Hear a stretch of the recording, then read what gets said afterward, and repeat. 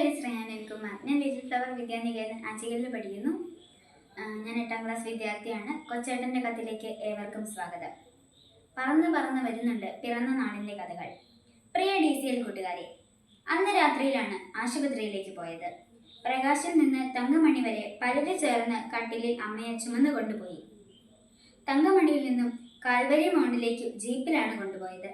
അപ്പോഴുണ്ട് പെരുമഴ. വഴി ഇന്നത്തെ പോലെയൊന്നുമല്ല, വെറും ചെമ്മൺ പാത. മഴ പെയ്യുമ്പോൾ ചെളി കുഴഞ്ഞ മൺപാതയിലൂടെ ജീപ്പ് കയറ്റം കയറാൻ കൂടെ വന്നവർ ജീപ്പിൽ നിന്നിറങ്ങി തള്ളും.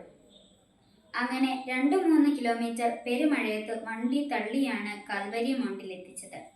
അവിടെ നിന്ന് കട്ടപ്പന സെന്റ് ജോൺസ് മിഷൻ ആശുപത്രിയിലേക്ക് പറന്നു.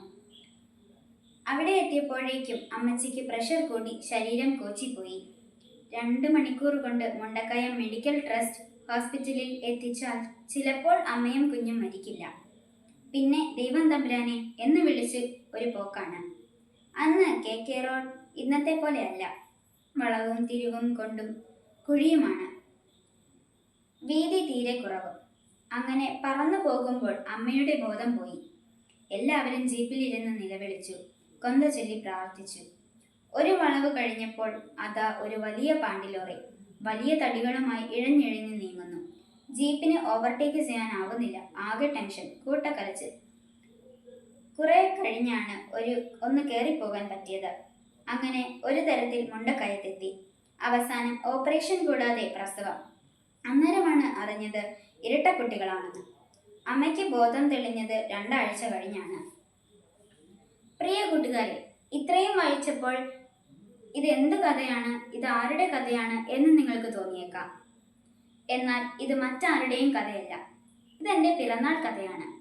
ഓർമ്മ വെച്ച കാലം മുതൽ ഏതാണ്ട് കഴിഞ്ഞ 50-ലേറെ വർഷങ്ങളായി ഞങ്ങളുടെ അച്ചാച്ചനും അമ്മച്ചിയും എല്ലാ പിറന്നാൾ ദിനത്തിലും ഞങ്ങളോട് പറഞ്ഞിരുന്ന പിറന്ന നാളിന്റെ കഥയാണിത്. കേട്ട് കേട്ട് കാണാപ്പാടമായിട്ടും കഴിഞ്ഞ വർഷവും ആദ്യം കേൾക്കുന്നത് പോലെ ഞങ്ങൾ ആവേശത്തോടും അത്ഭുതത്തോടും കൂടി കേട്ട കഥയാണിത്. കൂട്ടുകാരെ, നമുക്ക് എല്ലാവർക്കും പിറന്നാളുണ്ട്. നമ്മൾ തന്നെ ഹാപ്പി ബർത്ത്ഡേ എന്നാണ് പറയുന്നത്. എന്നാൽ നമ്മൾ പിറന്ന നാൾ ആർക്കാണ് ഹാപ്പി ബർത്ത്ഡേ?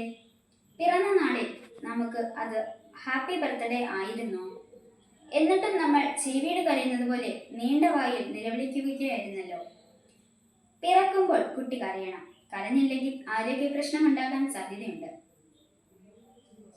നമ്മൾ പിന്നെ ദിനം നമ്മുടെ അമ്മയ്ക്കും അച്ഛനും ഹാപ്പി ബർത്ത്ഡേ ആയിരുന്നോ? ഇത് വായിക്കുന്ന നിങ്ങൾ ഒന്നറിയണം. നിങ്ങൾ ഇന്ന് ഹാപ്പി ബർത്ത്ഡേ എന്ന് വിളിക്കുന്ന നിങ്ങൾക്ക് ഓർമ്മയില്ലാത്ത ആ ദിവസത്തിന് ഒരു കഥയുണ്ട്. ചിലപ്പോൾ നിങ്ങളുടെ പപ്പയും മമ്മിയും നിങ്ങളോട് പറഞ്ഞിട്ടുണ്ടാകും, ചിലപ്പോൾ നിങ്ങൾ കേട്ടിട്ട് പോലും ഉണ്ടാകില്ല. നിങ്ങളുടെ ജീവൻ സുരക്ഷിതമായിരിക്കാൻ, നിങ്ങളുടെ ജീവിതം സന്തോഷഭരിതമാകാൻ നിങ്ങളറിയാതെ മാതാപിതാക്കളും മറ്റുള്ളവരും ഏറ്റെടുത്ത കണക്കില്ലാത്ത കഷ്ടപ്പാടുകളുടെ ഓർമ്മയാണ് നമ്മിൽ പലരും ഹാപ്പി ബർത്ത്ഡേ എന്ന് വിളിക്കുന്നത്.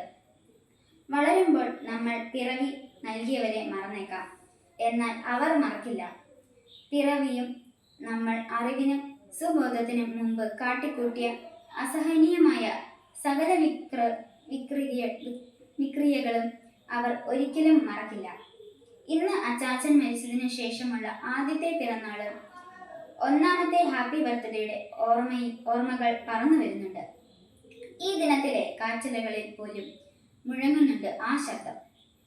നിങ്ങളുടെ ജനനത്തിന്റെയും ജീവിതത്തിന്റെയും കഥകൾ ഇന്ന് തന്നെ ചോദിച്ചറിയാൻ തുടങ്ങുക. അത് കേൾക്കാൻ സമയം കൊടുക്കുക. അപ്പോൾ നിങ്ങൾ അറിയും നിങ്ങൾ എങ്ങനെ ഇന്നത്തെ നിങ്ങളാണെന്ന്. ആ അറിവാണ് മക്കളെ ജീവിതത്തിന്റെ നിറവ്. ആശംസകളോടെ സ്വന്തം കൊച്ചേട്ടൻ. നന്ദി.